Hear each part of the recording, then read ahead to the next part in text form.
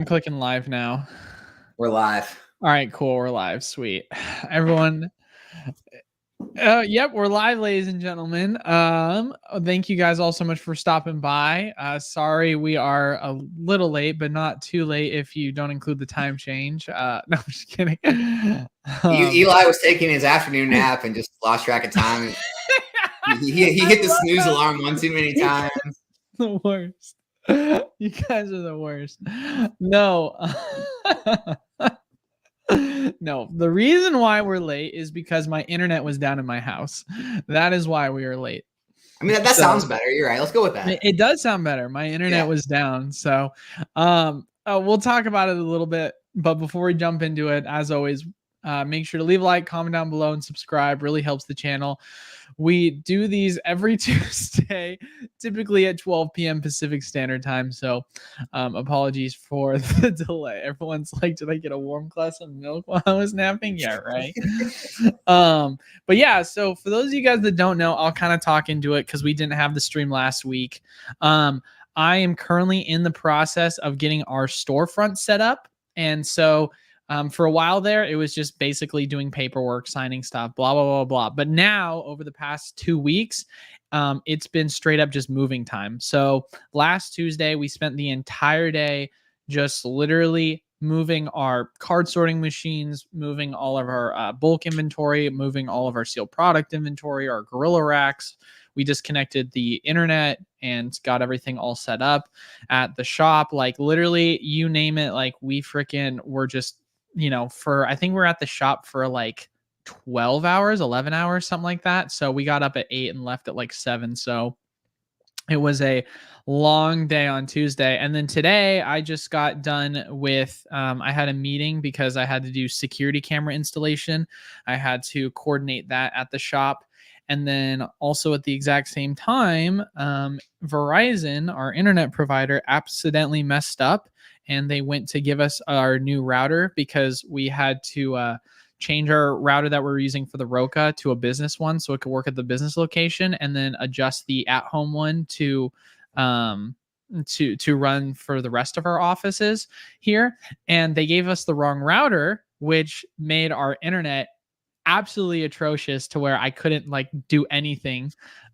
So I had to get installation done. And the guy calls me yesterday and he's like, yeah, I don't know why they gave you this router. Like, this is one that's way worse. And this is for people that like live in the boonies. So I don't know what their problem is. And for some reason, it's not letting me get you the new one. And tech support closes at 5. And the guy was supposed to show up at 3, but one of the other guys called out. So he didn't show up till 6 after hours. So it was a whole mess. I won't get into it anymore, but he literally showed up. Pokemon doesn't work out. Like, at least you could be like a screenwriter, novelist. Dude, I am so good at making like excuses on how things just happen. It's just the best, bro. I'm the best at this. Honestly, some might say you're better at it than running a Pokemon business. So I know, you're like, wow, it's so elaborate. It's like it really happened. That's crazy how he comes up with these stories. Yeah, right. Oh man. Oh, dude, Alfred. So Alfred goes, routers make a huge difference. So how it happened was I went into the Verizon store and the guy goes, oh, well, you're changing routers to the business. Well, I got something for you. We can give you our new router we just came out with 2 months ago. It makes your internet speeds 30% faster. It won't cost you any money to switch over. And I'm like, internet speeds 30% faster. Fantastic. I'm getting 800 download right now. Let me get a gig. And so I literally went in and switched it. It did not make my internet speeds 30% faster. It made it 70% slower. So my upload speed went from 200 to 15. So so couldn't do anything. Google Sheets worked and that was about it. No streaming, no video games, no nothing. That was rough. So well, that's a good segue though. Like, let's talk about how slow things are and we'll transfer into how fast things are with the sword and shield market. Am I right? Oh, dude, that's a beautiful segue.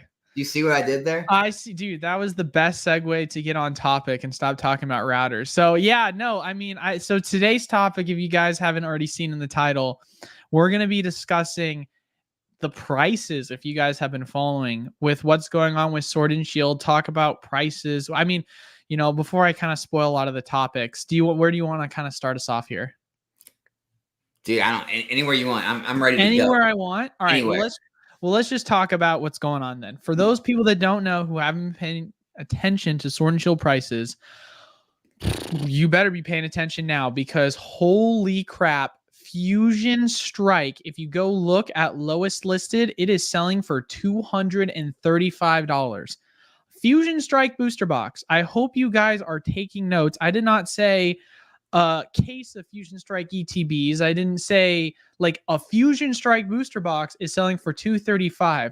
So I guess the real question we have to ask is Chilling Reign dead? Because it's like 50, but no, I'm just kidding. But like, seriously though, like this came out of nowhere. And then on top of that too, right? Like, obviously Chilling Reign hit 180. That was whatever, but now it's at 193, 199, I think is what I'm seeing. So it's pretty close to pushing $200. Watching the price of that, I mean, Evolving Skies is doing what Evolving Skies has been doing. It's almost 700, or I think it hit 700. Even more exciting than that for me personally, because you guys know I made like months and months and months worth of videos when they got the LO and Silver Tempest reprints, and I said, yeah, I'm going heavy in LO. I'm going heavy in LO. And I literally just kept telling people, like, what's my inventory? Yeah, 70% is just LO booster boxes. That's literally what I told people what my investments were. And LO just broke 170, guys. So booster box prices have been going absolutely insane in the Sword and Shield era. I mean, there's more to talk about. I mean, even some of the Scarlet and Violet boxes, I mean, we talked about it briefly in regards to like Paldea Evolved, and that hit 110, and Obsidian Flames is, I think, also at around 110, which is also interesting to see considering how terrible of a set it is. But I digress with that. We're starting to see some prices really move here, so it's it's interesting to see. What are your kind of general thoughts, since I just went on for a while? You just conveniently left out Evolving Skies, $700 a box. No, that was the third box I mentioned. Oh, that was the third one. Yeah. You know what's funny? It's like I had someone comment on one of my videos I made about, like, it was talking maybe about Fusion Strike or something, and they said, had left a comment like, Alex, I've been watching some of your older videos, and it's amazing how much of this stuff you got right. And I go, look, man, it's really not that big of a deal. Like, it's just there's a lot of dumb people in this hobby. It's really like, it's nothing special. It's literally pattern recognition. This has happened the past 10 years. It continues to happen. Guys, this is just normal flow of things. I mean, this is how sealed product goes. Like Eli always talked about, it's deflationary as things get older, as inflation happens, like prices rise over time. Now, obviously, this is happening a lot faster than any of us thought. I mean, I couldn't have predicted Fusion Strike being at $235 a box. But I mean, this is just kind of what happens as sets get 3-4 years old. Here we are. Yeah, I think honestly, and this is a really good piece of advice I feel like a lot of people should follow in just general senses of understanding market cycles, specifically with Pokemon. Whether you want to do it as a journal entry, whether you want to do it as a mental note, whether you need to save videos, I don't care how you do it. Remember the times in which certain events happen and try and find historical correlations. It was something I talked about a ton going into the new year. It was one of my videos I talked about things to remember going into the new year, where my main point of discussion was, hey, my prediction is you're going to see, specifically speaking, like Lost Origin, Silver Tempest, and a lot of these other back half Sword and Shield era alternate art boxes, they're going to go up in value. And it just felt kind of plain as day, because if you looked at the history of what happened both in 2020 as well as 2021 going into the new year of 2021, 2022, you saw massive reprints to end out the year for a ton of product. And then all of a sudden, as soon as those reprints were completed and we started going into the first kind of quarter of the year, I should say more or less spring to summertime, all of a sudden you saw just prices start to skyrocket. I mean, if you guys remember, we had Battle Styles, Fusion Strike, Chilling Reign, Evolving Skies, Darkness Ablaze, Vivid Voltage, all get reprints to end out the year of 2021. Prices crashed. Then if you go look at the charts going into the summer of 2022, after prices had basically stabilized, all of a sudden things started to climb up. ever so slowly until we start to see some explosive pockets within the overall growth. That exact same thing is now happening and it's repeating itself, where all those items are now maturing yet again another year. And I think a good portion of this comes down to a multitude of things, one of which I'll have Alex talk about. But the one I will talk about is the big one in my mind, which is Pokemon has been very transparent when it comes to when they like to reprint things. It's during the holiday season. Historically speaking, at least over the last 3 years, you will see like a small, tiny reprint of some product typically happen in May, but it doesn't really affect the market. What Pokemon likes to do is they print things into the ground to end out the year, and then going into the new year, there's like this period of where nothing's getting reprinted. People are going back, looking at older items, and then going and buying them up. And also, as well, you have to consider some of the kind of emotional aspect behind that and the way in which people are thinking as things get older and older. And so, with that, you see that happen as soon as that kind of, period of, how do I want to say this, just availability of options of product. Like, it's not like Pokemon hasn't been, printing Temporal Forces. It's not like Paldean Fates hasn't been available. But let's think about it, guys. When was the last time we had a reprint? It was over the winter period. Previous to that, we obviously had the small one for Brilliant and Astral in May. And then previous to that, you obviously talk about what happened all the way in the end of 2021 with all the boxes I mentioned. So just kind of like taking all that information in and really seeing the patterns continue as we've seen historically. What side of it were you want me to talk about? You said Alex is going to talk about another side. Oh, come on, Alex. You know exactly what we're going to talk about here. It starts with the B and it ends with an N. B and an N? Come on now. Talking about the cryptos? Talking about the cryptos, baby. Come on now. Look, I mean, here's the thing. It's like, obviously you can look back at the last time crypto pumped and see and draw a correlation, right? But there was a lot of other things happening then too. Now it does seem like crypto is going up with the stock market, with Pokemon as well. So it is the second time this has happened. So I don't know. It is. I mean, you can start to see some correlation there for sure. Lately, like in the past week, crypto's finally been giving back some gains. What that could be is a lot of people taking profits and rolling into somewhere else. Maybe other stocks in the stock market, maybe collectibles like Pokemon.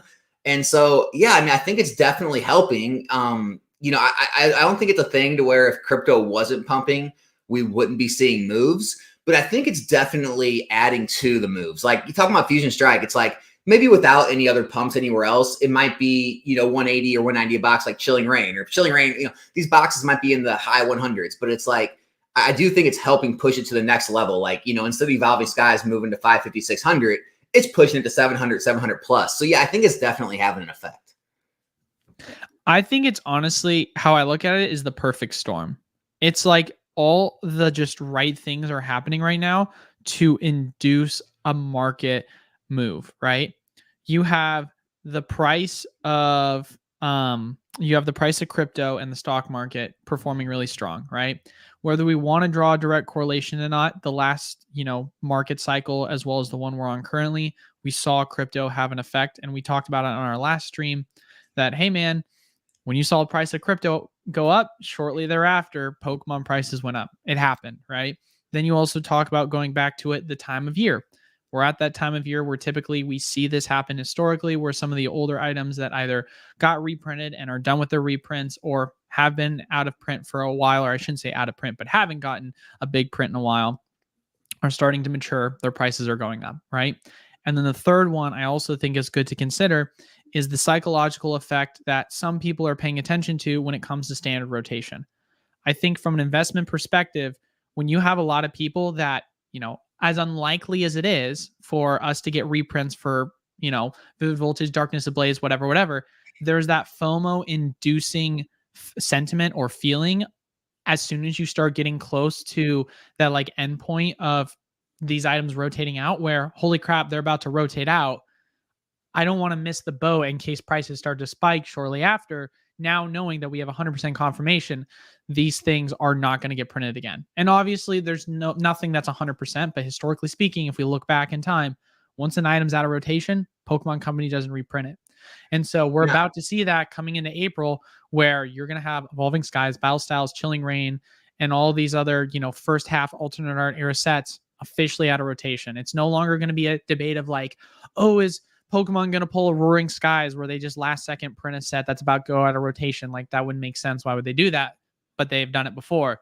That debate is about to be squashed, period. It's no longer, is there a 5-10% chance, however many chances you want to, take it, unless Pokemon does something unprecedented, which I don't know. That would be something that we'd have a later conversation for, but it just really feels like the perfect storm of all these things inducing a lot of, money going into the market at the right time. My personal feeling, and people have already brought it up in the chat, is I think it's actually a big, as big or bigger factor than all of those. iFOMO said it, Bale said it. I think the Japanese market kind of crashing is having a lot more people move their money into English. And so I think a lot of that money is coming back. A lot of the people that, like I talked about it before, but I think, a ton of people went to Japanese because there was so much hype around it. All the YouTubers were pumping it. All the rip and shippers had it.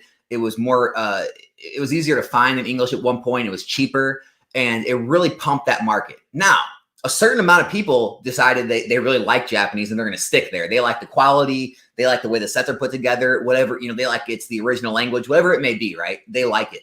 But there's a whole other group of people that were there for the easy money, the stonks, the hype, and they are now coming back to English now that all that's gone. And so a lot of that money is being poured back in the English market. And I think that's another reason we're seeing, huge spikes and products finally start to move, is because all that money that was in Japanese is now coming back. You kind of see the Japanese market being deflated right now, and all the English market's coming back. It's just the money sloshing around, in my opinion. Yeah, I think one of the biggest problems that I noticed in the Japanese market, and listen, I'm someone that's not even heavy in the Japanese market, but I noticed a lot of people around me that were also not into the Japanese market. There was a mentality that was causing that just massive influx of demand in the market, which basically was, I remember it clear as day, EV Heroes, right? Massive set coming out in Japan. Everyone was getting super hyped about it in Japan. The biggest thing about it was EV Heroes was a set. I remember it was pre-selling for like $38 a booster box, which you say to yourself, holy crap, $38 a booster box on Nin, I think is what it was. Yeah, that's an insane price. You come back to the States, right? You're paying anywhere in like the lowest point in the 70s. Like, that's if a item is crashed because it got printed on the ground. Realistically, you're talking about buying in like the 90s to low 100s, which is what Evolving Skies was pre-selling for. It was low 100s.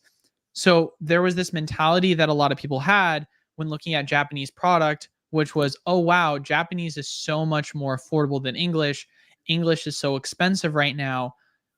I want to go get into Japanese. And the problem with that is it's almost like the same thing when you're looking at like, I think we talked about this before, when looking at like the California market versus if you go live in the Midwest, you have a bunch of people that come from an area where there's an expectation that things are going to be much more expensive. And then you go into an area that is priced appropriately based off of the general demand. But to them, they look at it and they say, wow, this is so cheap because of what I am paying in my current market. And then they just absolutely overinflate the price. And because of that, you're now seeing the correction that is coming, where a lot of people were realistically just getting in because they saw that the prices were so much cheaper, so much more affordable compared to English prices. And then you're seeing a large influx of people now leaving that because maybe they were in Japanese product for the wrong reasons. Maybe the hype has kind of died down, but I think there was definitely a huge effect that kind of played into that when there was a lack of understanding on the true market value of that, which is Japanese compared to English prices. Yeah, I mean, I don't know. I mean, obviously the Japanese market is going to stabilize. Like it is going to find its footing. It'll be fine long term mostly. But I think we're just going to go back to a time more normalized where it's going to be more evenly competitive. I'm sure like there'll be Japanese specialty sets that will outperform English specialty sets like they have. But I'm sure a lot of English mainline sets will go back to maybe outperforming Japanese mainline sets. Certain cards will do better based on whatever. But like I just think we're going back to a more normalized market, you know, and I think people see moves like this and they always want to make an excuse, right? Like even us talking about like the crypto and talking about like the Japanese, like they're forms of excuses, right? Like in the big scheme of things, this move was always going to happen, right? Like these boxes weren't going to stay in the low 100s forever. It just, you don't know when it's going to happen. You don't know why it's going to happen. Every year there could be a different reason, but these boxes are all going to make it into the $200, $300, $400, $500. It's just a matter of time. And I think that's like the biggest factor that people need to understand is time is your friend with these things. Like the more time that goes by, the better chance that you have of seeing these gains and seeing the appreciation. So here's the real question. Obviously, Chilling Reign, it's below Fusion. I was gonna type it, but I might as well say it. Shout out to Snoopy. Thank you, brother. As far as it goes, what is our kind of stance on Fusion versus Chilling? Like, you know, why? I mean, that's literally the question. Why? I know you were one that was a huge advocate for the belief of Gengar and that playing a huge role for just the price. I mean, just seeing Gengar prices go up, right? But even then, with that all being said, I mean, I feel like in the hobby, unless we're all Delulu here, Chilling Reign has been kind of the fan favorite when it comes to the trio, battle styles, Chilling, Fusion. So what is what's up with that, man? I mean, I don't know. I think no one knows why these things happen. And here's the other crazy part about it. I don't know if you follow anything, but like Cool Trainer Ryan has been going on like this spree of trying to pull that Blaziken and opening up just case after case after case of Chilling. And even that's not like hyping up the set or the cards more. I mean, I've been following the Blaziken and it's sort of trending up, but not really in a PSA 10 or even Raw. And I'm just like, I don't get it. Like, I don't know. I don't really see anyone pumping Fusion Strike. And it's going to the moon, and I see Chilling Reign. I see like stuff happening around the hobby, like with Cold Trainer Ryan, and it's not moving. I don't know. That's why I'm saying you can't. And that's actually the best reason of like why I stopped trying to be a set picker. Like back in X, Y, and Sun and Moon, I didn't even buy every set. I tried to like pick the sets. I tried to, and it's like that's why I just don't do it anymore because you just can't figure it out. Like there's no way you could tell me you knew that Fusion Strike was going to do this over Chilling or Brilliant Stars or Lost Origin or whatever else, you know, it could be. And there's no way someone could have told me that like Lost Origin was going to rebound this quickly. Like you could have told me, you know, in this amount of time, like maybe between 1 and 3 years, but no one knew Lost Origin was going to rebound to $170 a box in a matter of months after a gigantic reprint. And I just think that's why it's like, it makes sense to diversify over, you know, maybe you want to go heavier on the sets that you really like, but it just makes sense to diversify because none of us, even people like us who have been in this a long time, can predict these moves in these markets.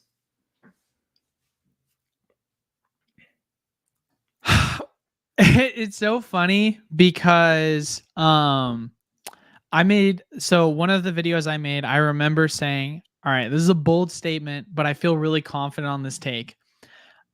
I feel like Lost Origin to end the year is going to hit between $180 to $200. Oh, dude, no. Silver Tempest is going to hit 150 to 170. And I'm over here like, man, we're $10 away from hitting my Lost Origin target. And we're dude, that's way too low. Like, that's crazy. And that was back when the price was like still selling for like 120. So for me, it was like, okay, let's see, 120 going up to 180.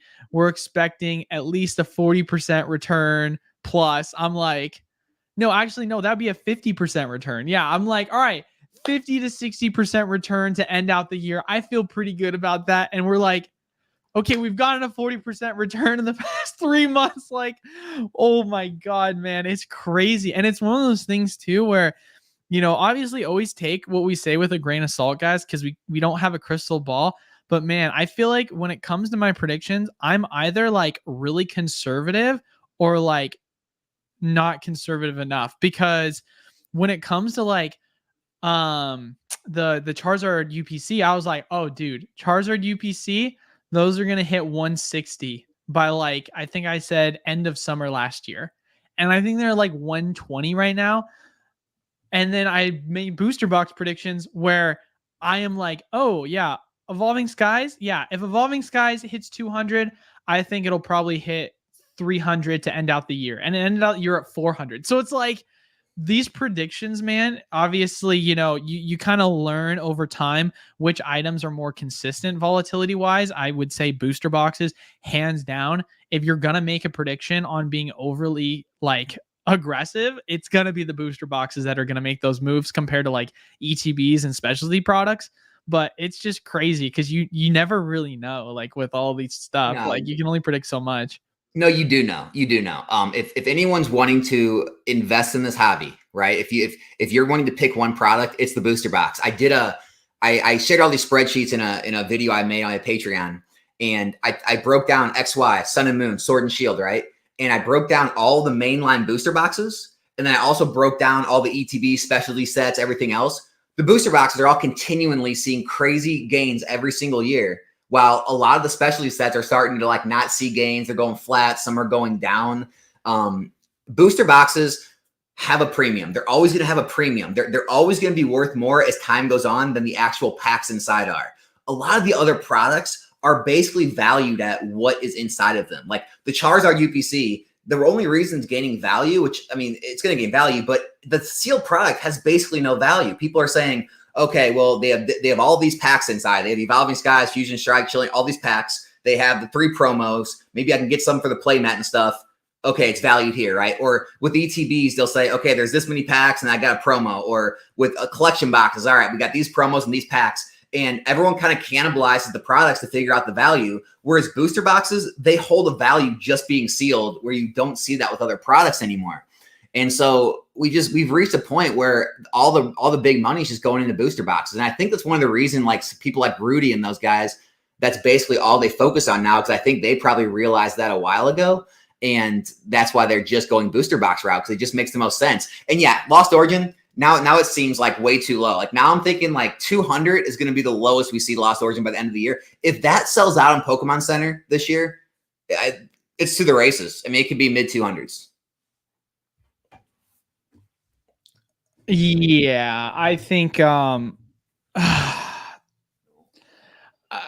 don't think it's bold to say it's going to hit 200 by the summer.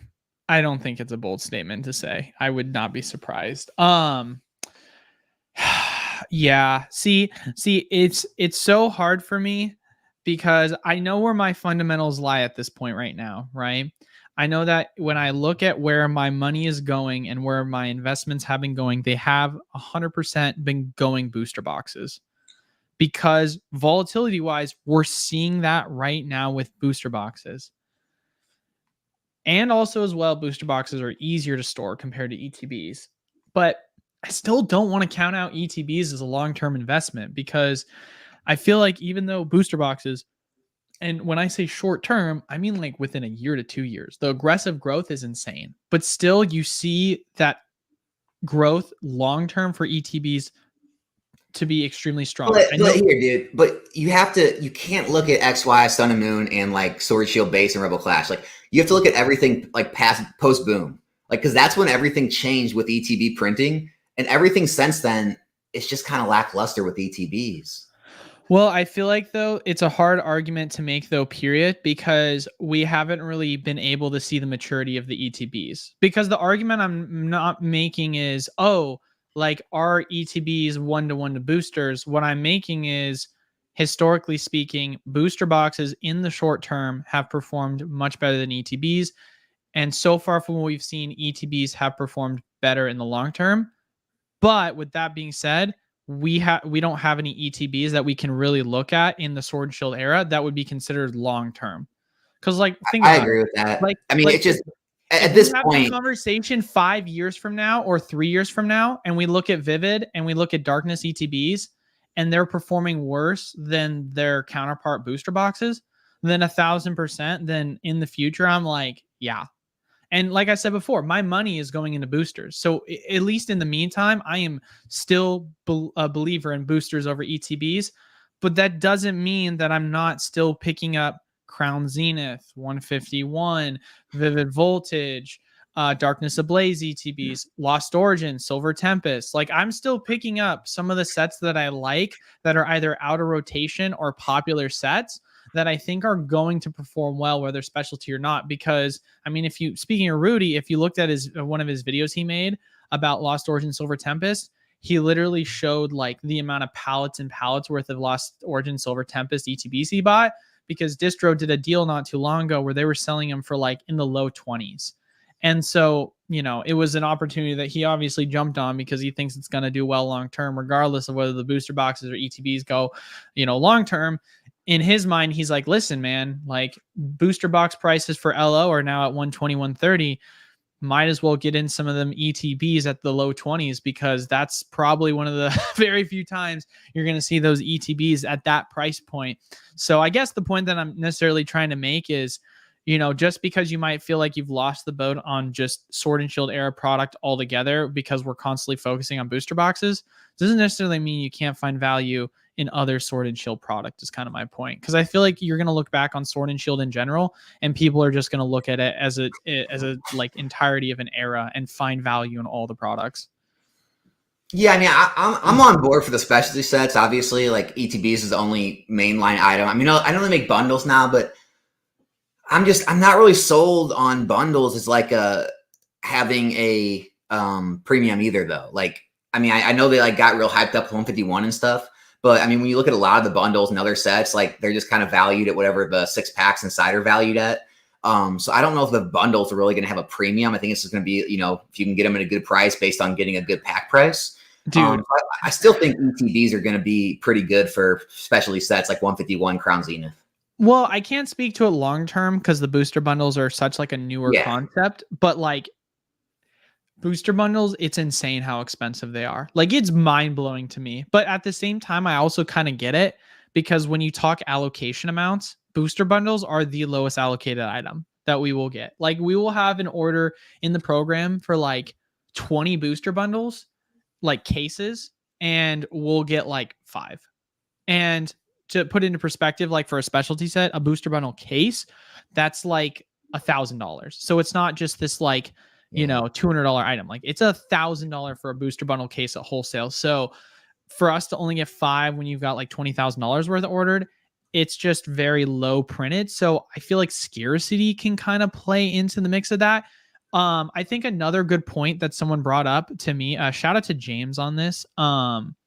He basically said, I think what I've learned why they're so popular is because for a lot of individuals, they can't afford booster boxes because they're so expensive. And so for them, being able to not have to put so much money into it, but also not just buying loosies where they know they can go and just buy a bundle and feel like it's not been repackaged, it's a lot more convenient for average day collectors and everyday Pokemon, like more casual type. So I think that also is something that people are willing to pay a premium for, because as we are aware, like there's a reason why loose packs on average are less than booster boxes. Sure, it's because of guarantees, but for you and I, we know where to buy like the legit product because it's pretty much like easy for us. But there's a lot of people that don't know the difference between where to find real product and where to find fake product, or what is fake versus real, which sounds like kind of foreign to us because that just feels like easy to understand. But a lot of people really just don't know the difference. I mean, I cannot tell you the amount of times I've had people come and say, look at my collection. And 70% of the time it's fake. And it's really sad to say, but just people are a lot of times buying in the wrong places because they're just looking at the cheapest price. So it kind of gives that security for a lot of people that don't know how to utilize TCG Player or other sites, or want to get places outside of just big box retailers. Yeah, I mean that's the same reason I promote PSA 9s a lot. It's like people are always down on 9s, but it's like at least you're getting. And I know PSAs you see that everyone's made a mistake here and there, but out of the millions and millions of cards they grade, one obscure niche card every now and then slips through the cracks. But basically, you're getting a legitimate, authenticated card. It's in the condition that it says, it's mint, whatever. And so it's like, if you can buy a PSA 9 the same cost as a raw near mint copy of the card, why wouldn't you just get the PSA 9? Like, get the legitimate, authentic card. I mean, if there was a booster box option where you could buy a PSA 9 booster box for what a raw booster box went for, everyone would buy that. Like, why would you take a chance buying a resealed or fake box if someone, a third party company put their seal on it and said this is authentic. So it's like, I think people should take advantage of buying from authentic, and even like, trusted sellers. Like, guys, the whole, if it's too good to be true, it probably is thing. But like, you don't always have, and I know this is like, it's kind of strange to say you don't always have to get the best price, but like, if you have a person you buy from and it's always, fair pricing, it's near low market, they're going to ship it correctly, double box, they're going to package it, they're getting it from a distributor, you're buying real product. There's a value there than trying to, get it all like off some Facebook or Discord group. You don't know, who's sending it, where they got it, what it's been through. It's like, I just think that needs to be put, a little more importance on than just trying to find the lowest prices on everything all the time. Well, especially too, as well, for like PSA 9 cards. I mean, very rarely will you find one at this point for like ultra modern, aka like the newest sets, where it's not the same as raw. Like the price correlation between raw at this point in PSA 9 is like, they're so 1-to-1. Like maybe you'll see like a $15 or a $30 like difference, but at the end of the day, it's like, so what? Like if you're someone who's more of a casual collector and you just want to know like the authenticity of it, then you're paying $15 for it. Might as well, that's at least how I kind of look at it from that general perspective, because there is always questions, which is always so funny because, everyone's like, if it's got stop tape over it, must be legit, but you can fake that too. Don't want to get people in a panic, but yeah, there's definitely ways to go about doing it when it comes to collecting more casually. Because hypothetically speaking, right, if you're someone that's like, hey man, I don't want to spend money for a 10, I just want a card that I can throw in my binder, you can easily go buy a 9, crack it open, and then throw it in your binder. It's going to be almost the exact same price. So save yourself the trouble and just go do it. The only thing that comes to mind when you say that is that Rudy stop tape video where he like puts a stop tape on a taco. Oh yeah. Taco, stop tape. That's so funny. That's so good. Well, it was because of the whole freaking Logan Paul thing. The whole Logan Paul thing where the fake boxes. Yeah, no, dude. It's people gotta know. But all right, so we're about 40 minutes in. Do you want to start taking questions now? I know we usually do it at the 45-minute mark, but we'll start a little early. So because just to kind of give everyone a little bit of a rundown, Alex's wife's birthday, I think is what you said. It's her birthday. So just give a little happy birthday. Obviously, you got to give a like to the video now to celebrate with her. Absolutely. Helps the algorithm. Yeah, right. So we want to keep it on the shorter end. And then I also have to go back to the shop because I stepped away to literally stream. I literally drove from Phoenix just to come back and stream and get the internet set up. And then I'm heading straight back. So it's a busy day for both of us. But let's get in a couple of questions, see if there's any worth discussing. And then feel free, as always, ladies and gentlemen, to leave a question down below if you got anything for us. So anything you see off the bat, good sir, that you kind of want to discuss in the questions? Let's go find some. I know someone's not a question, but Next Gen Art just posted. He said, it's unreal to me how many people think Sword and Shield's maxed out at 200, 250 per box. Have they seen the previous generations? It is crazy. Like, if you just go look at some of the videos, and it's weird when I talk about stuff, that. I'm telling you, man, like, I think you probably don't scroll through YouTube a lot. And I swear to you, when I say this stuff in my videos, people will say things like, all these people must be in Alex's head because he makes up this stuff. No one's saying that. I am telling you, I have seen and I haven't watched all the videos, so maybe they're not technically saying it. I've seen so many thumbnails and titles saying like, Sword and Shield, at a tipping point, like, if you need to be jumping out now or something, time to take profits. I'm just like, what are they talking about? You know what I'm saying? It's like, was Sun and Moon ready to take profits when those boxes hit 250 XY? Same thing. It's like, do people really believe this? Or I don't know. It's strange times out there. I think the only argument you can really ever make, well, I shouldn't say only ever make. There's a lot of arguments to make, but I think a good argument that I like to make on when it's a good time to cash out is liquidity, as we know, is king. Liquidity is extremely important. And if there is an opportunity where you have an investment that's kind of gone sideways or bust, and maybe you've made profit or maybe you're break even or whatever, and you see another opportunity that just feels like a clear winner. Like, let's say hypothetically speaking, right? Let's say you got into battle styles, and battle styles has gone up in price, but it's not as much as you would like. Lost Origin Silver Tempest reprint comes. I'm liquidating my battle styles to get an LO. 100%. If I was, because most people were buying battle styles for like 75, 80 bucks, could have sold it for 110 after shipping and fees. You're probably making closer to like 15, 20 bucks a box. For me, it's not like an insane return, but also at the same time, you have to think of it as, hey, I made money off this investment. I'm moving it into a sure one, or one that feels like a no-brainer. And then all of a sudden that liquidity freed up, you're going in LO, and then boom. I mean, look at what you would have done if you made a move like that. Could you get in trouble doing that though? 100%. You could totally what if you moved out of Chilling Reign and Fusion Strike into something else? Yeah. Well, at the end of the day, though, it's one of those things where you have to kind of understand the feel of the market cycle and what's going on. And that's why this is an important discussion for today's video, because like I said before, there's always going to be seasonality within this market. And right now is where we're feeling the seasonality of things going up. If you're going to do typically the move that I'm discussing, it's usually during the winter season, or like when it's the reprint season, because that's when these opportunities are insane, right? Because you've seen the maturity of what happened with Chilling Reign, Fusion Strike. And I saw people ask this in the question down below. I want to see if I can find the one that I can just pull up for everyone to ask. But because the reason I was asking is because what I did was I sold all my Evolving Skies and I just bought like tons of these. Tons of these Pokemon.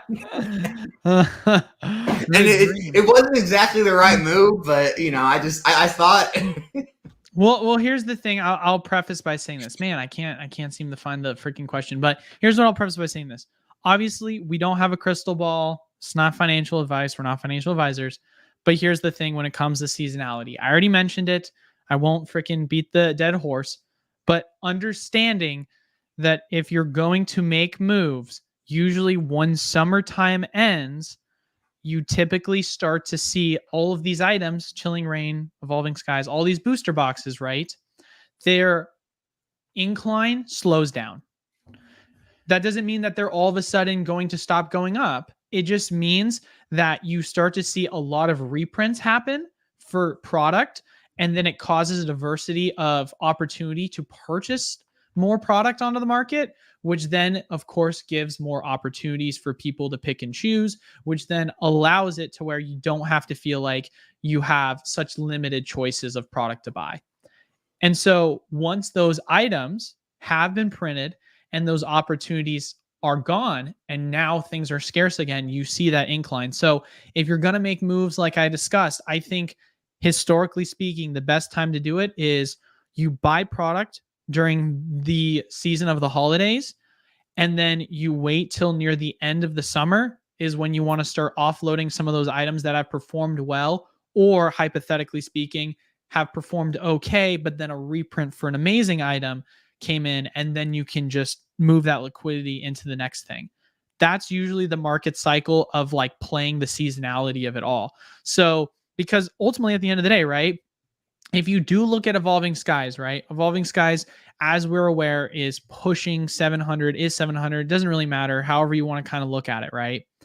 But if you look at the price of Evolving Skies, there was a period where it hit near the end of summer, $450 as the high, and then all the way until the winter period of December, it stayed at 400. When did it start to go up and break 500? It was going in to the start of the next year where it went up to 500. So that's that kind of window portion of time where if you wanted to sell Evolving Skies, you could have done it and then rebought back in as it was ending near the new year going into the next year, or if you wanted to add on to your portfolio at some point, kind of knowing when the just waves are. I mean, you understand what I'm saying, obviously, right? Yeah. So you can just kind of see, like literally look at the charts and you'll kind of know when the times of general volume and demand is coming in with these items. Yeah. And Well, first of all, shout out to James. I remember one of my openings. He wanted a Celebrations ETB, so I sold him a sealed Celebrations ETB, and he pulled the Charizard out of it. He sent me pictures, so congrats on that, man. I did want to talk about Dylan Yu's comment. Pokemon died after Sword and Shield, guys. I think this is going to be it could be the biggest mistake ever, or it could be like the biggest, like in a lot of people's face. But I'm telling you, the people thinking that are going to be so upset in about 2, 3, 4 years. Like if you look at the first 3, 4 sets of Sword and Shield or Sun and Moon, and you compare those sets to the first 3, 4 sets of Scarlet and Violet, it's not even close. Scarlet and Violet sets are much better.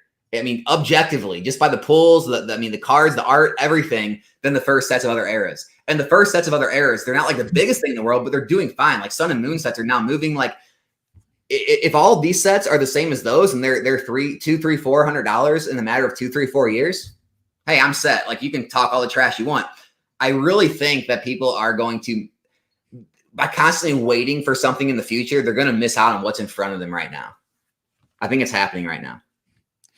I mean, we've talked about this many times in the past. Like it's just, I just see it so much. Like I see it. It gets thrown all over this community right now. It's like any Discord you go to, any video, like everyone is so down on Scarlet and Violet, and we're starting to see stabilization of the boxes. Some of them are moving. A lot of the PSA 10 cards are starting to see real movement because people are realizing how hard they are to get because the quality of the print's so bad. And I just kind of see this swirling happen where, before you know it, you're going to look and the boxes are going to be 120, 130, 140, and you're not going to know what happened. And you're going to have to hear the same stuff. People are going to accuse people of manipulation or pumping or YouTubers or breakers or crypto, whatever it may be. And it's just the normal market cycle. Things are only bad until they're not, right? What happens when Sword and Shield era boxes are all $500? You go to Scarlet Violet. You go to Scarlet Violet. Like it's one of these things. Even like 200s, really, like mid 200s, you're gonna have people starting to buy $100 booster boxes again. I mean, I don't know for a lot of you guys that are new in the market, but like end of 2020, even like halfway into 2020, most booster boxes in Sun and Moon were still like sub 100 to like low 100. Same goes with XY era. Evolutions didn't really start to climb until the end of 2020. So like, it's one of these things where it's like, sure, we had COVID and that was like a huge like cycle that caused a ton of money to come into the market. But realistically, there was so much maturity that had to occur before we really saw this price growth within these sets that we now look back at and say are phenomenal. I mean, perfect example, like Shining Legends, whether you like it or you hate it, when it first came out, everyone hated the set.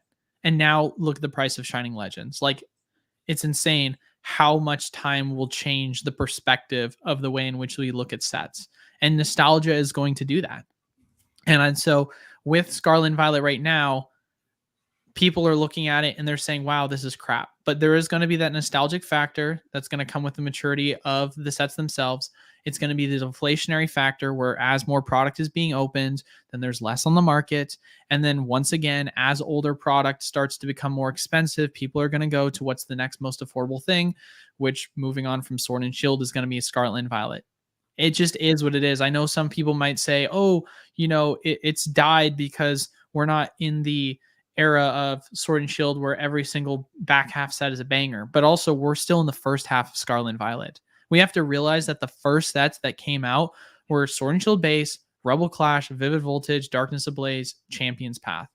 Those sets arguably were atrocious. Like they were all so bad. Like Darkness Ablaze was a Charizard and maybe an argument for a Salamence. Champions Path was a Rainbow Charizard and a Shiny Charizard. That was literally it. Like Vivid Voltage was a Pikachu, and if you like the amazing rares, then great. If you didn't, then it was just the Pikachu. Like there were these awful, atrocious sets that didn't have any sort of real flair to them in the same way. I mean, think about Shining Fates, dude.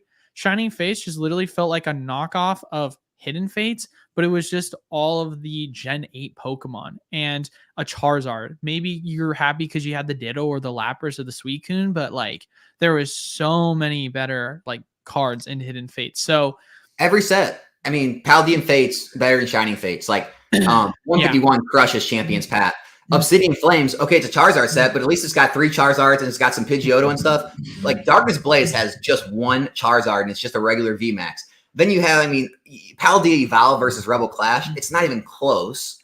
The base sets are both weak, but I still think Scarlet Violet base is stronger than Sword and Shield base. And it's like, if that trend continues, I mean, Scarlet Violet's on trend to be better than Sword and Shield. I get it. It's got a long way to go. We got Alt-Art sets to compete with. If Pokemon pull something out that's absolutely crazy, Scarlet Violet could end up being a better era altogether. You don't know. I'm going to call this now. I think that Scarlet and Violet second half, or more than likely, like ending out the year of 2024, it's going to have some incredible sets. And the reason why personally I'm the most excited is because Pokemon, unlike freaking Activision and Blizzard and all these other companies, right, that have massive IPs, they've been really good about listening to the fans. They've been so good on that. I mean, if you looked at the visceral reaction that people had towards Diamond and Pearl remakes, people were pissed. People were angry.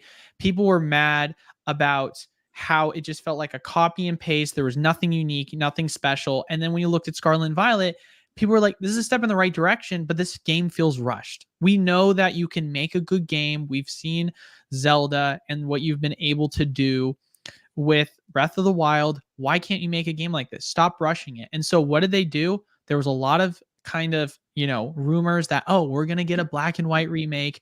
It's going to be bots just like Diamond and Pearl. And what did they do instead? They came out with a Gen 6 Legends remake, or a Legends new design. So it's not a remake, but it's an homage. And it also takes what people liked a ton, which was the Legends game. And it's not going to come out till 2025, which is huge because usually that game would be coming out in the next like 3 to 5 months.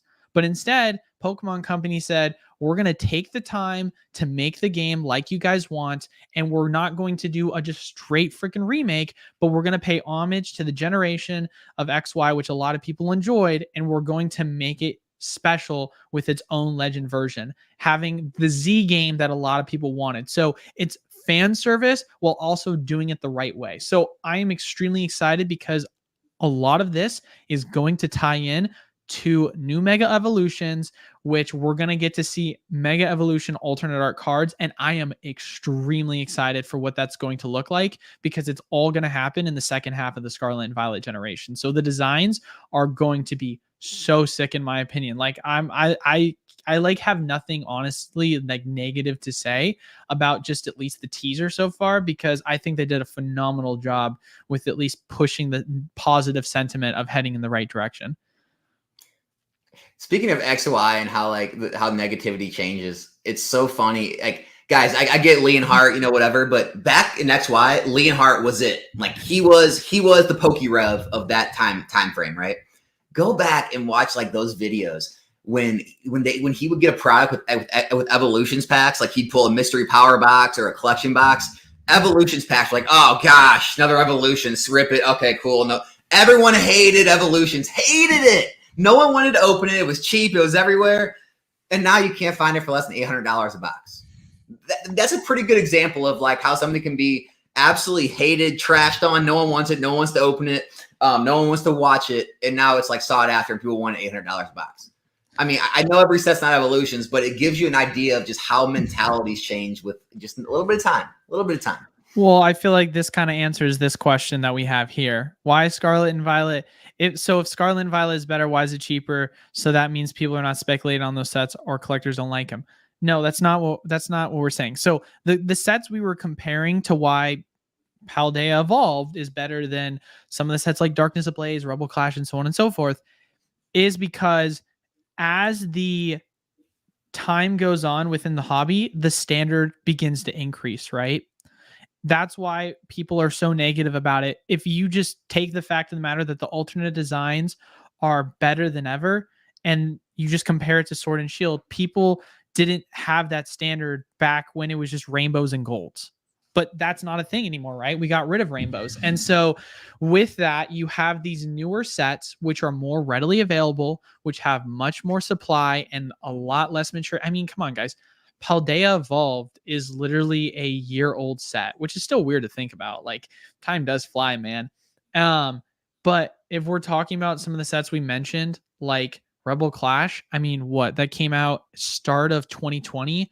So that's a 4-year-old set now. I mean, it's hard to compare, man, because at the end of the day, like, you can't just say why it's because of the price. That means the set is better than the other. That's like saying from an artwork perspective, like from an artwork perspective, Evolving Skies is worse than Jungle. Like, that's just not how it works. Like, there's no denying that the artwork on Evolving Skies is immaculate, and Evolving Skies is arguably one of, if not the best set they've ever made. But at the end of the day, like, Jungle is more expensive because it's one of the oldest sets in Pokemon history.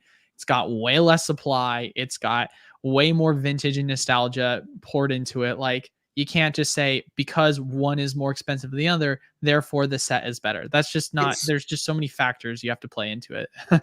It's really simple. It's brand new. Like, you can't even start looking at growth of a sets until it's at least like 2 or 3 years old. I mean, here, go back 2 years. Look at Chilling Reign and Fusion Strike. You'd be saying these are terrible. Oh, they're terrible. They're not even over $100. And now you missed out 100% gain in 2 years. It's like, and this is what the negative Nancy's like to do, like people who are against the investor bros. What they'll do is they'll take like these little short time frames. So like, let's say Fusion Strike gets to 250 and it stays there for a year. What they'll do is they'll make a video in a year from now and they'll say, look at this. You've let your money sit in Fusion Strike. It's been the same price for a whole year. You're not making anything. You could have flipped and did this and put your money in this rows. But what they're taking out of account is, well, I bought it for $80. I've had it for 4 years and I'm up 100 and something percent. How's your 401k doing? Is it up that much? And it's like, that's why it has to be a long-term thing. You don't know when these moves are going to happen. Some years are going to be flat. Some years are going to be up 80%. Some years might be down 20%. But over time, these things continue to rise, and you continue to see it in XY, Sun and Moon, Sword and Shield. And so, like, looking at a set brand new out of the gate and saying it's not rising, you have to at least give it 2, 3, 4 years to see what it can do, because it's still brand new. It's at distributors. It's still being sold at retail. Also, as well, just because a price for an item is cheap doesn't mean it's bad. It could be seen as an opportunity that you want to take advantage of. Going back to what literally Alex just said regarding Chilling Reign, Fusion Strike, if you had the opportunity to go in and purchase those now at those prices, you would absolutely be kicking yourself on missing that. But like, at the end of the day, who's to say that in the next 1 or 2 years, Paldea Evolved isn't going to be around that price? So you just have to look at it in that perspective. So first and foremost, thanks for the $5 sub, Department Store.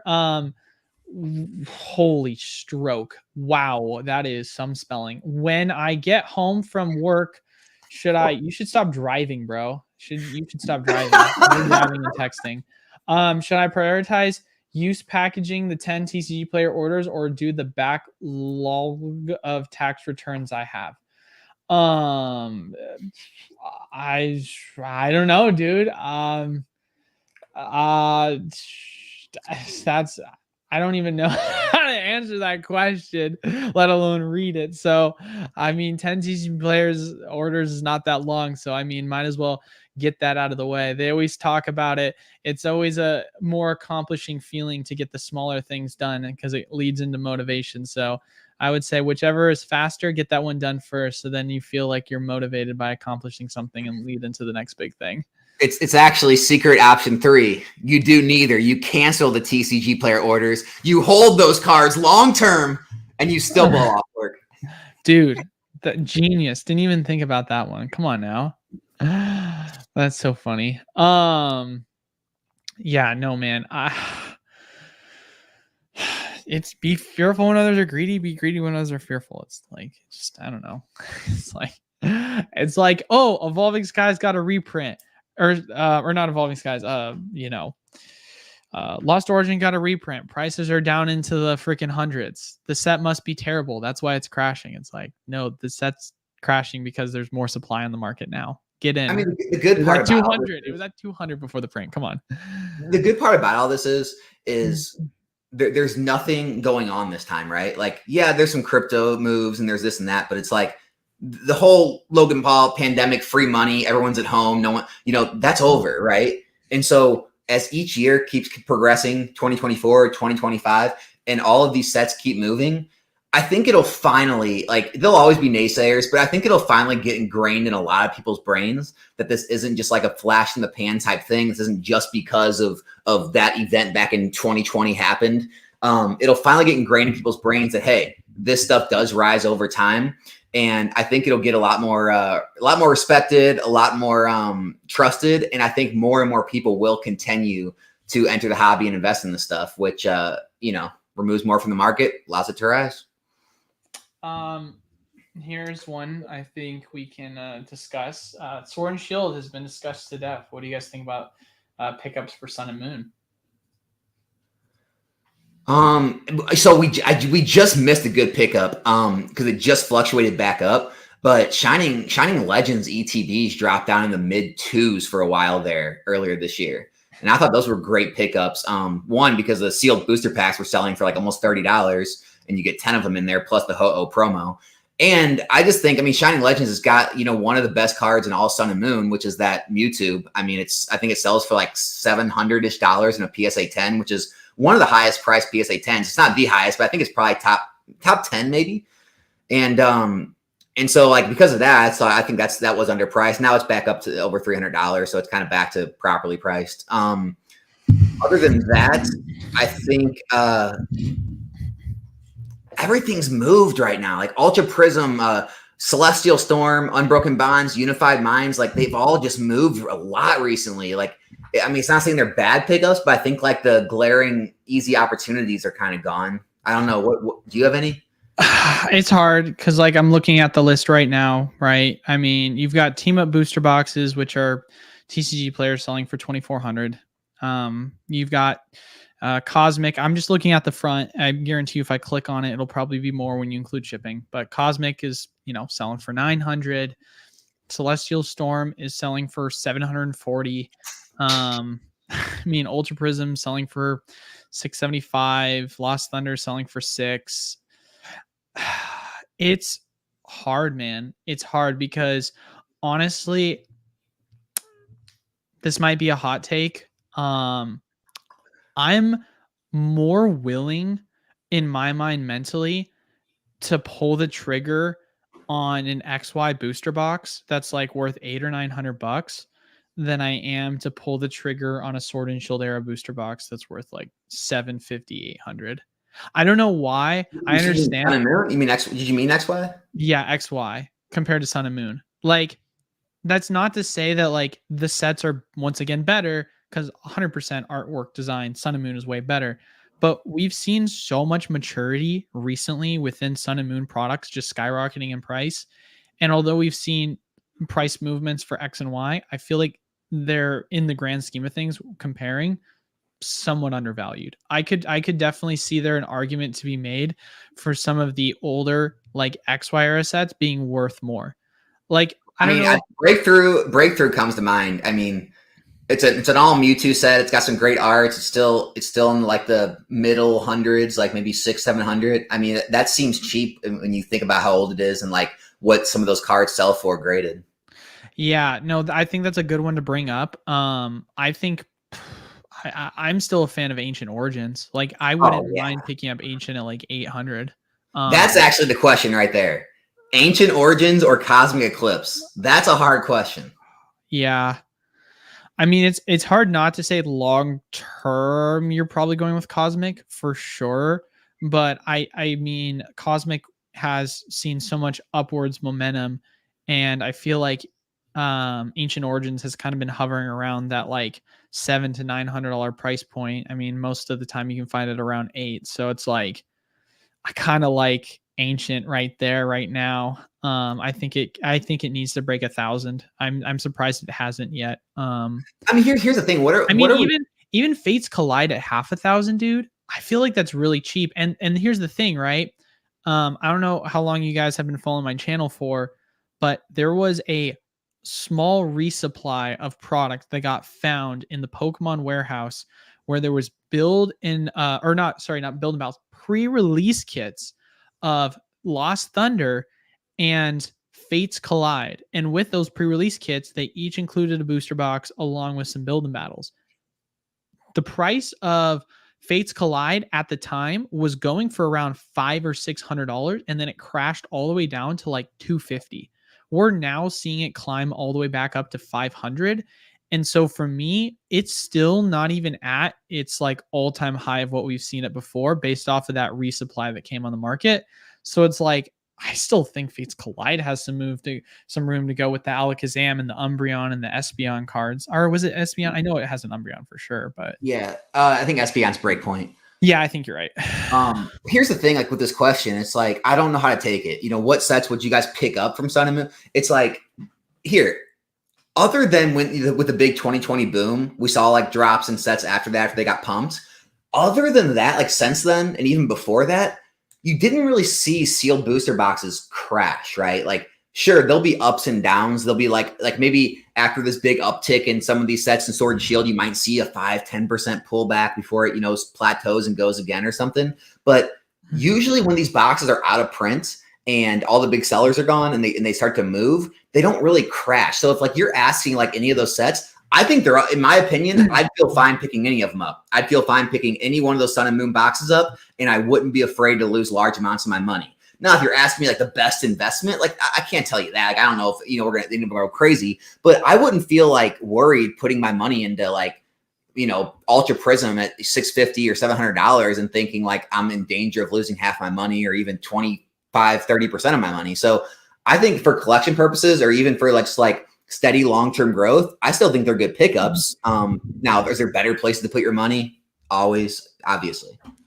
Well, another thing I also like XY more for, and this is a speculative guess, but when Arceus came out, Arceus Legends, along with the remakes for Diamond and Pearl, Level X era skyrocketed in price because there was a lot of nostalgic sentiment regarding Gen 4.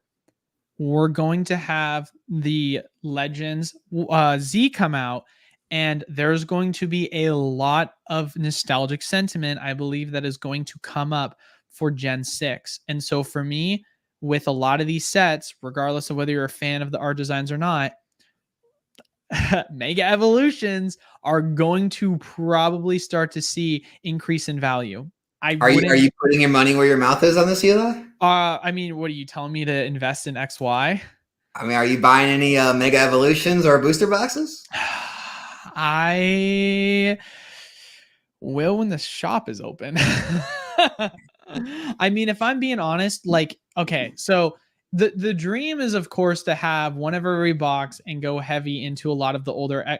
I mean, you know where I am, right? I want to basically do what you're doing with the Silver Dialgas, but for all of the XY and Sun and Moon era. I just don't have the liquidity to do that right now because I'm almost 30 grand into a new storefront opening. So it's like it's a lot of Mega Evolutions, man. That dude, freaking missed opportunity, bro. No, yeah, honestly, I have been thinking about that. Like, I am gonna start putting my money where my mouth is. I'm gonna start making that low risk. It's such a low risk. Like, if you literally go say to yourself, like, "Hey, I'm just going to go pick up some of the like special, like ultra rares from here's the issue though. Megas." Like, here's the issue though, dude. Because XY, the print quality is bad, it's not like Sword and Shield. Because here's the thing, everyone's used to Sword and Shield where like there's these very little premiums on 10s. When you get back to XY, the 10 premium is crazy. So what would you do? Would you go for the 10s or would you pick up more quantity and go for the 9s? I would pick up more quantity and go raw. I would go raw. I would honestly, I would focus more on going and finding listings or local pickup sales. Like if you can go on eBay and find good pictures of raw cards, or if you go on Mercari or these other sites, like there's a bountiful, like XY was a very heavy printed era. There's a lot of XY product. Well, this later part.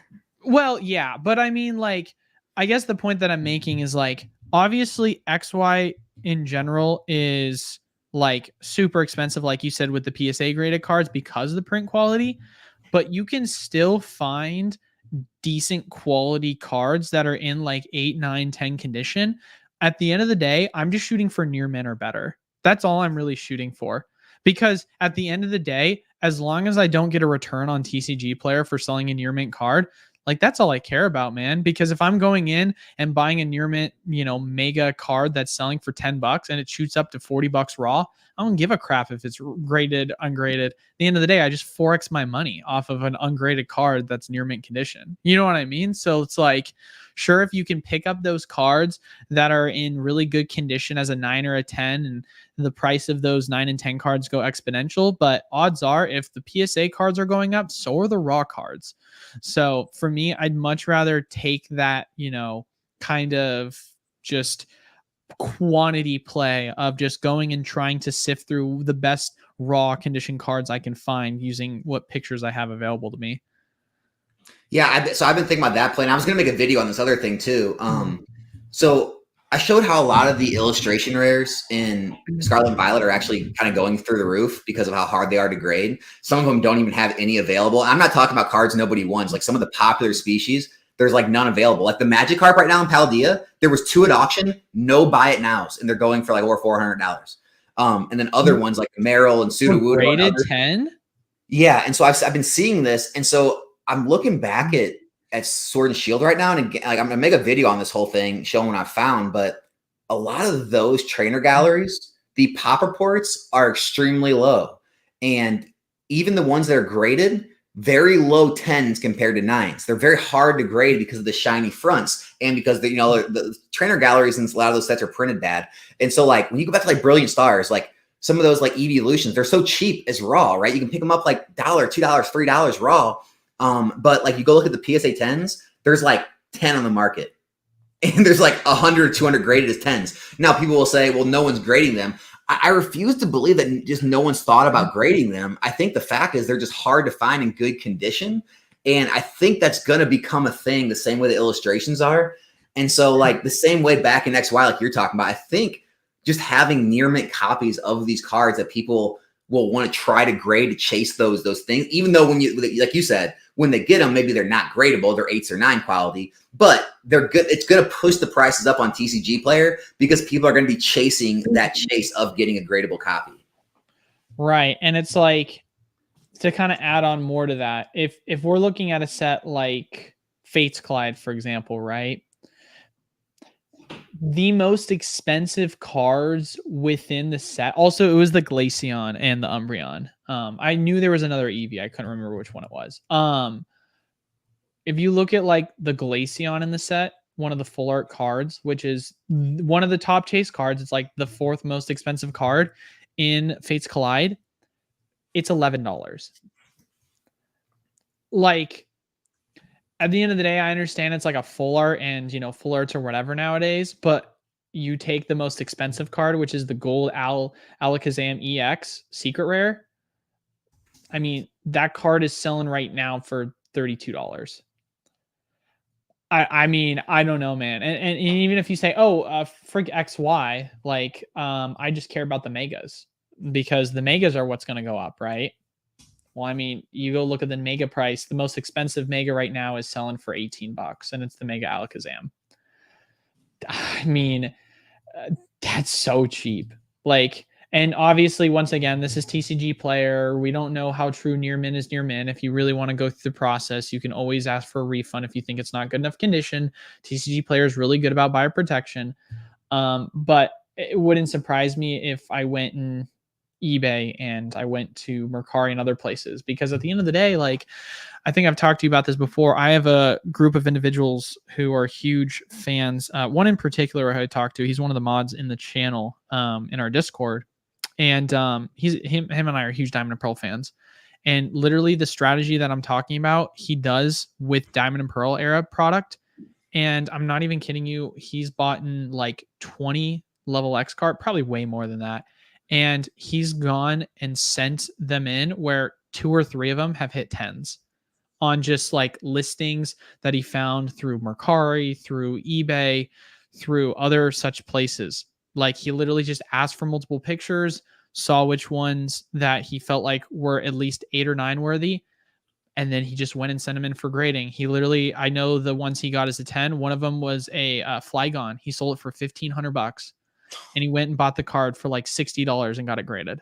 Like, filthy stuff. So like you can do it. It just depends on how strenuous you want to be with this. For me, that's why I think looking for 8s or better in terms of quality condition is a much more viable strategy, because it's going to be a lot easier to find that than trying to always look for the 10. That's going to take so much more time. And you're more concerned about just making the play of, hey, if it's at least an 8 or a better, I know I'm going to make a return if the near mint value goes up. And if it's better than an 8, then fantastic. It's worth grading, right? You have to find a way to make this strategy work for you so that you're not just spending all your time. Oh, it's not a 10. Move on. Because then you're going to miss opportunities for cards that are like still good to resell raw in your mint. Well, it's not scalable, right? Like, it's scalable to a point, but basically you have to do so much volume now with grading to make like a good, I mean, I guess it depends on what's a good living for people. Like some people don't need a lot to get by.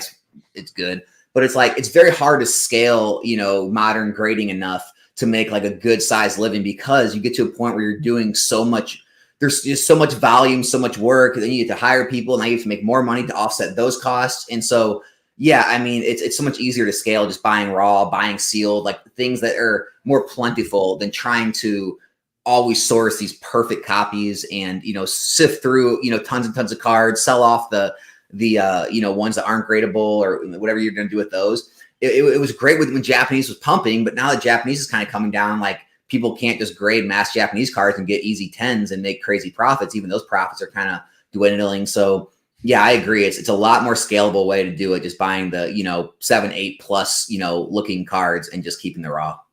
Yeah, no, 1000%. I mean, honestly, dude, that if I'm being 100% honest, one of the things I am the most excited about with having a storefront is being able to buy cards. Yeah. Because the opportunity to go in and buy collections and see the true condition of cards, I'm so excited about it, because the store in Oregon gets everything. It gets XY, it gets Sun and Moon, it gets Diamond Pearl, it gets EX, it gets everything. Sure, some might come in more often than others, but we've had instances where we've had like first ed cards come to the shop that were like 8s or better, like first ed Shadowless Charizards. Like you will see all different types of sets and generations come in. So for me, that's the thing I get excited, because I love to be able to go and do this kind of stuff and send it in for grading, knowing that it's going to be one that's worth grading. I mean, I picked up 2 damaged base set Charizards from my shop for $60 each, and I sold them both for $180 and $199.97 in PSA 1 condition. And so I'm just thinking, well, they sold those to me for $60. What did they pay? Like, so you're going to be getting those for what, $30, $40? Go get a PSA 1, make $200 a card. It's like, it's crazy what card shops can do. Oh yeah. Well, I mean, literally in the area where we are in Arizona, in Phoenix, I called up 10 different card shops just because I wanted to see like what the difference in pricing was when it came to the bulk acceptance rate. 40% cash value, 50% in-store credit value, which is mind-boggling to me. That feels so low. So for me, it feels like I can be extremely competitive with the rest of the market without having to like kill myself on the resale value, if that makes sense, because obviously you still have to consider TCG player like fees and shipping and everything. But at the end of the day, like if that's my competitive, I think it depends, right? Like I think it depends. Like probably on the majority of stuff. I'm sure if like it's like a easy to move liquid item, they'll probably give a little more. You don't think? Dude. Like I know my card shop, like yeah, if you bring in a bunch of like just random $1, $2, $3, $4, $5 cards, they're gonna give you like 50%. But like if you bring in a bunch of like cards that are like, $30 to $50 cards, they're real liquid, they move, you're usually gonna get like 70% on those. Best I've seen is 60. And most of the shops that I called won't even accept cards that are valued under $5. So yeah, dude. I mean, I don't know if it's a Phoenix thing or what, but they are freaking aggressive, dude. I'm over here like, if I do 60 to 70, would that be too would that be too aggressive? Because I have no clue. I mean, we'll obviously have to adjust based off of how the market reacts. But I mean, if everyone's doing 40, 50 and the most competitive we found was 50, 60, I'm like, if I come in 60, 70, It's just a matter of margin you have to consider though, because it's not just like I'm doing this online business that doesn't have, employees and stuff. Like our overhead, I've done the math, and I'll come out with a video for this. I'm excited when I make this video where I'm going to talk about the breakdowns of running a store. Our net profit we have to make to be sustainable a month is $9,000. That is where we're at right now. It's probably going to end up being slightly more than that. What do you mean by that? What, net profit? Like that's yeah, we have to make $9,000 net profit a month for the business to break even. So like that's our general expenses for the business. So because if you calculate the cost of our rent, if you calculate the cost of utilities on average, the cost of employees, yep. If you calculate the cost of security cameras, Wi-Fi, which business Wi-Fi is a scam. If you calculate the cost of triple net, calculate the cost of electricity, if you're including that in utilities or not, which typically it's not. If you're including the cost, I mean, so many costs you have to take into consideration on a monthly basis. So it's one of those things where it's like, you understand why storefronts are charging more. It's because of the overhead, right? Like brutal. Just to have an employee that's working like 30 hours a week, you're paying at least $2,200 if they're working 4.5 or 4.33 weeks out of the month. Like it's expensive, right? And then obviously you've got rent, which is in the 4,000. So it's like, and then electricity in Phoenix over the summer is not cheap. So I was talking. Are you worried? Are you starting to sweat over there? I would be sweating if I didn't have the wholesale program to help out. If I had no sustainable income outside of this, I would be sweating my nuts off. But at least we have people in the wholesale program that's helping us generate revenue so that we can kind of come in and use most of it towards making it to where like let me put it for you this way. If we break even on the storefront, I see it as a massive success, right? Like I see it as a massive success because then at least we're able to continue the wholesale program without having to like eat into like the sustainability and the growth of that. Because for me, my like long-term progression and growth idea is I want to make the wholesale program something that is regional, because I really would love to get to a point where I can do direct pricing with Pokémon and also be able to ship to people that are like in different parts of the US, because we're obviously closer to the West. So for me, if people are wanting to buy product from us, having it closer East Coast would be so viable or centrally located. And so having different pop-up hubs where we can ship to people and our shipping times are faster and the cost to ship is cheaper, like that's something that I really care about, and constantly always finding ways to like edge out competition and making things cheaper, faster, better. Yeah, it's exciting, man. Yeah, no, it's gonna be awesome. So I'm super excited for sure. But all right, we've been going for an hour and 20, man. Anything else you kind of want to do before we wrap things up here?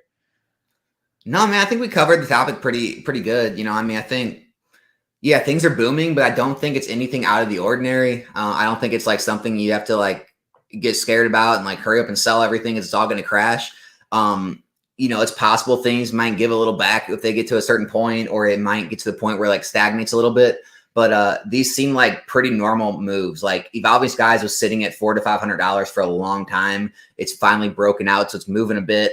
Fusion Strike and Chilling Reign, they sold out on Pokemon Center. Maybe Fusion Strike's getting a little more, attention than it maybe should. Maybe it's a little overhyped. Maybe it might fall like the low 2s or whatever eventually. I don't know, but it's nothing that like scares me, right? Like put it this way. I'm not selling any of my boxes that I own. That's where I'm at. So you do what you want with everyone out there, but that's how I feel. I'm not selling anything right now, sealed wise. One last question. I feel like I want to answer this before we kind of head out. I'm curious. You don't have to answer this, but I have no problem sharing. How much capital do you each have invested in TCGs and Pokemon? Hey, hold on. You have to answer it fairly. Invested, not store inventory. That doesn't count, Eli. Buying Lost Origin, it was an investment, bro. I didn't have to do it, dude. I didn't have to do it. Yeah, I mean, that's a good question, because Do you want to go first? I'll have you go first, and I'll go off of your answer. I mean, in the 6 figures, like not nowhere near 7 figures, low 6 figures. Man, you're in the 6 figures, big boy over here. Well, get out of here, dude. What do you have? What, like actively invested in right now? You have over 6 figures worth of stuff.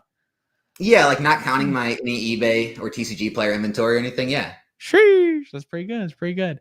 Yeah, no, I mean, well, so for myself, I will answer it this way.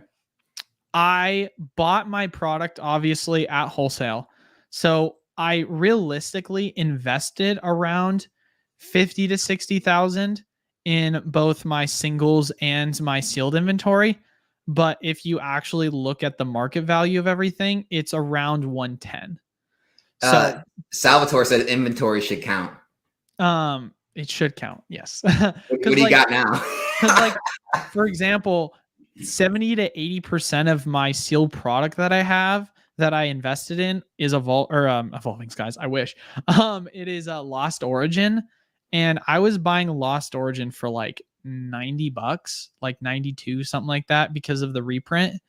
And so, like, if you just look at the market value of that right now, I'm just like, okay, there's a lot different of how much I've invested versus how much it's worth now. So that's kind of where I'm like, I did 50 to 60, but it's really close to 110-ish, give or take. But I think another thing that was a huge home run for me, and shout out to people in the wholesale program for this, dude, I know this is a Pokemon channel, but commander decks have made me so much money. It's insane.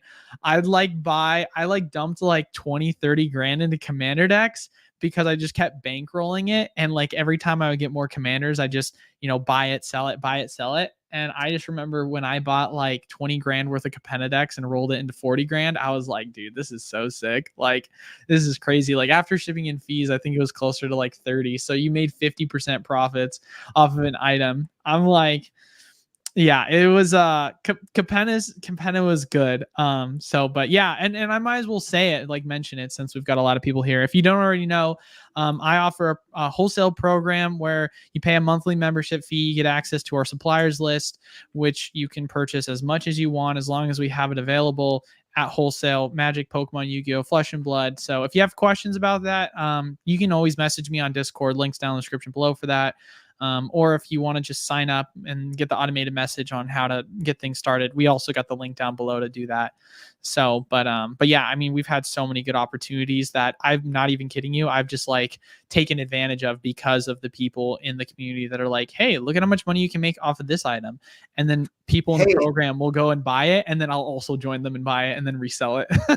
Wait, so what about, is anything changing with the store? Like, now that you have a store, are you going to be able to ship the boxes out sooner or anything? Well, so here's the thing we're at right now. So, Temporal Forces is a good example, right? So Temporal Forces, we just shipped out, yesterday. So, and that is the earliest as it stands right now that we will ship it out, because we want to make sure that it lands to people by street, because street is something that we don't want to break. We want to be really good about holding to the guidelines that Pokemon has. Is there like a rule, like where like if you're a certain type of store, you can ship it early? Pokemon Play Store, you can sell product before on pre-release, which is Mondays. So Monday is the day you can officially sell it. So that's why some stores will ship it out earlier and have it land earlier. There's like kind of like a finite rule between the difference of shipping it out Monday versus selling it Monday. You know what I mean? Like, because if it lands Monday, did they sell it on Monday? So there's definitely an argument to be made there. But ultimately, don't accept payments till Monday. Yeah, right. But ultimately, at the end of the day, it's definitely something we're looking into. But for us, what's most important is just following whatever guidelines there are. Same goes with Magic too. We want to enroll in the WPN network with the store so that we'll be able to ship out Magic product before release. That is something I know that we should be able to do, which will be exciting. So, but yeah, no, for now, at least Temporal, obviously we're going to have it by street for everyone in the program. So, but if we can get it sooner without getting in trouble, then I would be more than happy to doing that. Oh, there goes my camera. There goes the king. We almost made it. Almost made it, dude. Almost made it. But all right, probably a good place to wrap it up. Thanks everyone for being here this week. It was a good combo. What, 140 people in here? Man, appreciate all you guys.